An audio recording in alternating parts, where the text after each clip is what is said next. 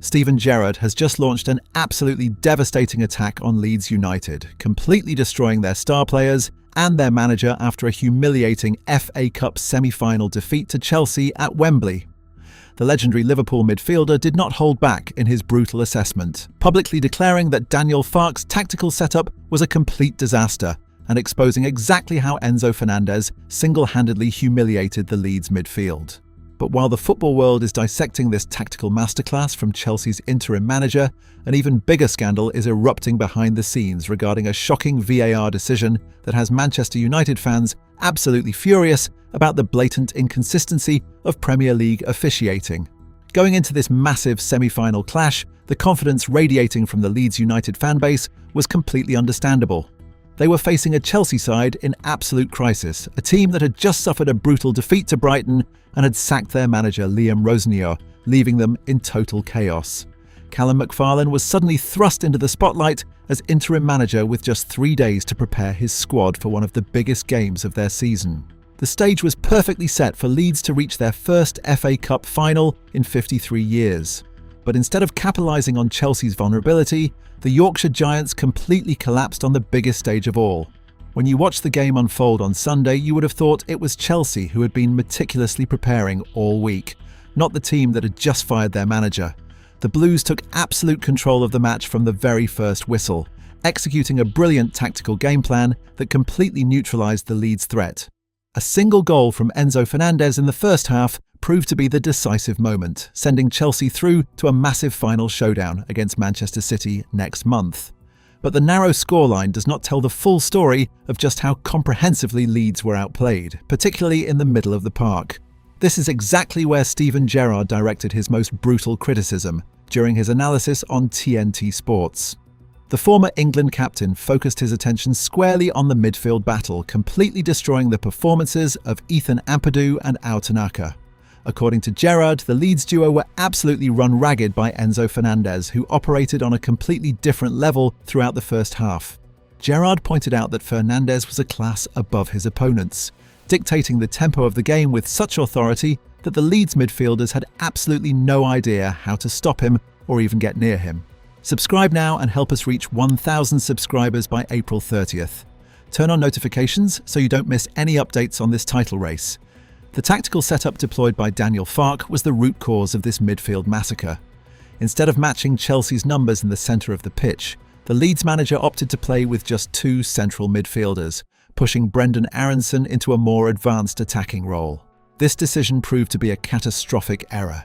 It created a clear 3-against-2 numerical advantage for Chelsea in the middle, allowing Fernandez to exploit the massive spaces left behind during transitions. Gerrard highlighted this specific tactical failure, stating that the midfield battle is always where these massive games are won and lost, and there was absolutely no question that Chelsea dominated that crucial area of the pitch. The first half was essentially a tactical masterclass in how to lure an opponent into pressing traps. Chelsea deliberately invited the Leeds press, waiting for the perfect moment to bypass their midfield and launch devastating attacks. The decisive goal came directly from one of these moments, when Pascal Struijk was just a fraction of a second late to a crucial duel, allowing Chelsea to break through and Fernandez to find the back of the net. It was a brutal punishment for a slight hesitation, but it perfectly summarised the difference in quality and tactical execution between the two sides on the day. Gerrard's criticism did not stop at the players. He aimed his frustration directly at Daniel Farke for his failure to react to the unfolding disaster. The Liverpool legend insisted that the Leeds manager needed to change his tactics much earlier in the game, rather than watching his team get completely overrun and dominated without creating any meaningful chances. Farke eventually realised his mistake and brought on Anton Stach in the second half to try and fix the midfield imbalance, but by then, the damage had already been done. Chelsea had established their lead and were able to comfortably manage the game and keep the Whites at bay for the remainder of the match. The frustration for Leeds fans is immeasurable. They turned up at Wembley expecting their team to deliver a performance worthy of the occasion, to leave everything on the pitch without any regrets. Instead, they witnessed their manager being completely outthought by a rookie interim coach who had only been in the job for 3 days and will not even be in charge of Chelsea next season. While Farke deserves immense credit for becoming the first Leeds manager to reach an FA Cup semi-final since 1987, This tactical failure on the biggest stage will undoubtedly leave a bitter taste in the mouths of the supporters.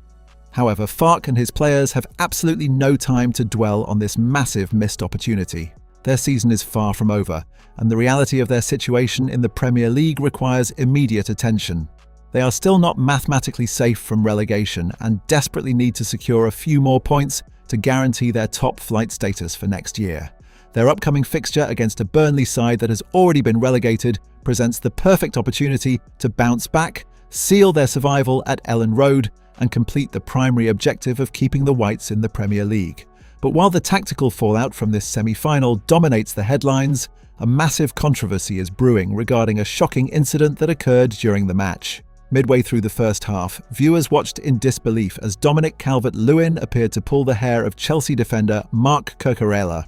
The downward contact from the Leeds forward's hand caused Cucurella's long, curly hair to flick up, and the Spanish defender immediately grabbed the back of his head in obvious pain. It looked like a clear, deliberate act of aggression, the exact type of behaviour that the FA has explicitly stated they want to eradicate from the sport. The incident was not spotted by on-field referee Gerrard in real time, but the match was paused so that VAR official Paul Howard could conduct a thorough review. Incredibly, Calvert-Lewin was completely cleared of any wrongdoing. According to TNT Sports commentator Darren Fletcher, who had real-time access to the VAR communication, the justification for ignoring the incident was that the contact came from the flat of the hand, rather than a clenched fist. This bizarre explanation has sparked absolute outrage, particularly among Manchester United supporters who are pointing out a glaring, undeniable double standard in how these incidents are being officiated. Just under 2 weeks ago, Manchester United defender Lisandro Martinez was shown a straight red card for what appeared to be a very light tug on Calvert-Lewin's man bun during their Premier League clash at Old Trafford. That incident was also flagged by VAR, resulting in Martinez being dismissed and handed an automatic 3-match suspension. The comparison between the two incidents is impossible to ignore. In one scenario, Calvert-Lewin is the victim of a slight hair pull, and his opponent is sent off. In the other scenario, Calvert-Lewin is the perpetrator of a seemingly more forceful hair pull, yet he escapes without any punishment whatsoever. The hypocrisy of this situation is absolutely staggering when you look at the official documentation provided by the FA. Following the Martinez incident, Manchester United lodged an appeal, claiming the dismissal was wrongful and the ban was excessive. Interim manager Michael Carrick even called the decision one of the worst he had ever seen. But the Regulatory Commission rejected the appeal, stating that they could not confidently say the force exerted by Martinez was negligible.